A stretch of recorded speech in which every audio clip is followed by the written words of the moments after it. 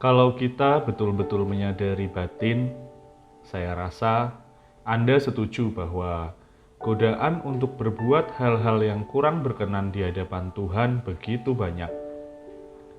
Roh jahat tidak pernah berhenti menggodai kita.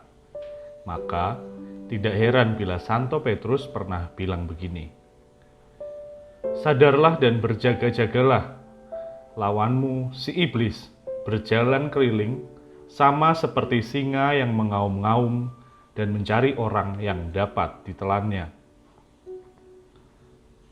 Hari Sabtu, 26 Februari 2022, kakak saya dengan istri dan anak perempuannya mengajak saya dan istri camping ke Bandung.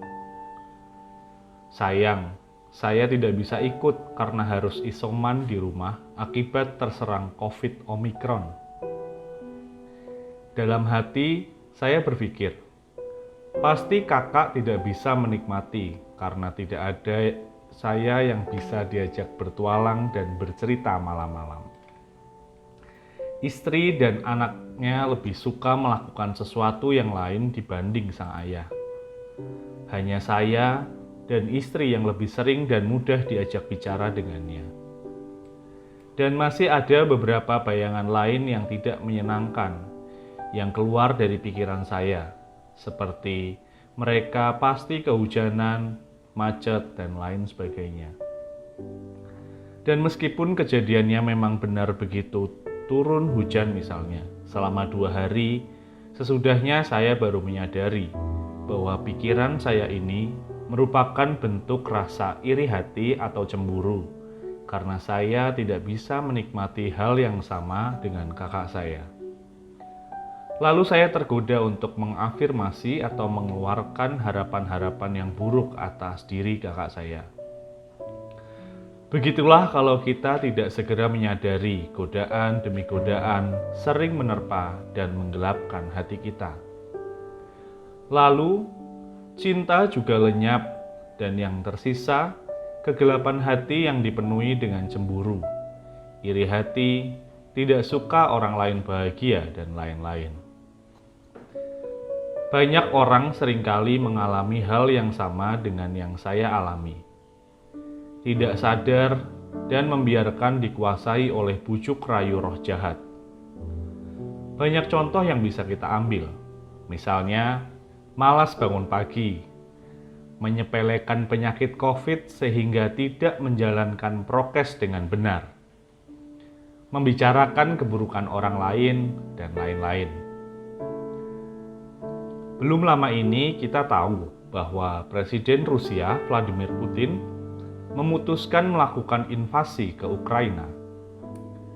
Saya rasa tindakan dan putusan itu didorong oleh bujukan untuk bisa menguasai orang lain, rakus akan kekuasaan, atau akses terhadap senjata nuklir, dan mungkin masih banyak motivasi lain lagi.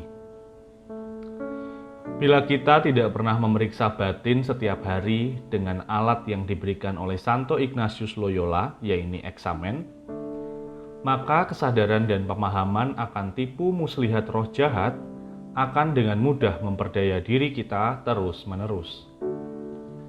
Untungnya, Tuhan Yesus dalam bacaan Injil hari ini memberi contoh serta mengingatkan agar kita, pertama, menyadari bahwa ada 3 kelemahan yang kerap menjadi sasaran tembak si jahat atas diri kita, yakni keinginan untuk memiliki barang-barang duniawi berlebihan, kedua kecenderungan yang berpusat pada pujian dan pemujaan diri sendiri, dan ketiga, kekuasaan atau bisa disebut sebagai kemampuan untuk mengakses banyak hal di dunia ini.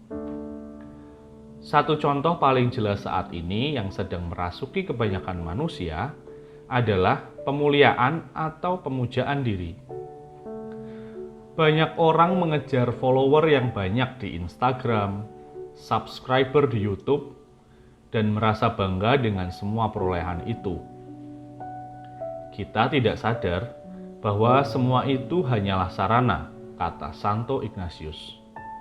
Karena tujuan hidup kita bukan untuk memuliakan diri, melainkan memuji, menyembah, dan memuliakan Tuhan lewat perbuatan-perbuatan yang tentu saja tidak berpusat pada penyonjolan diri, melainkan pada terwujudnya kerajaan Allah di dunia ini. YouTube hanyalah sarana untuk mewartakan kebaikan, bukan mempopulerkan diri kita. Kedua, Tuhan Yesus juga mengingatkan agar kita dengan tegas melawan godaan si jahat. Santo Ignatius dalam buku latihan rohaninya menyebutkan bahwa kita jangan bermain-main dengan roh jahat karena pasti akan kalah. Sekali kita sadar bahwa kita digoda, kita harus terus menghentikan gagasan atau tindakan itu. Dan yang paling penting dari pengalaman yang saya alami, kita harus mengenal diri sendiri, kekuatan dan kelemahan. Dengan demikian, kita bisa hati-hati. Saya menyadari bahwa saya punya kelemahan mudah mengkritik, menilai orang, dan cenderung perfeksionis. Kelemahan ini sering membuat saya mengalami konflik dengan orang lain, khususnya dengan orang terdekat saya, seperti istri sendiri. Kalau saya tidak sadar dengan kecenderungan saya, maka yang terjadi, istri atau orang lain bisa sakit hati mendengar saya yang terlalu kritis dan pedas bila menilai orang lain. Saya menyadari bahwa godaan bertubi-tubi sering membuat kita capek. Maka, supaya kita kuat, marilah kita mengikuti anjuran Mazmur 91 hari ini yang mengatakan demikian. Tuhanlah tempat perlindungan dan kubu pertahananku, Allah yang kupercayai. Kita mesti terus-menerus memohon kekuatan dan perlindungan Tuhan. Bersama Tuhan, kita menang.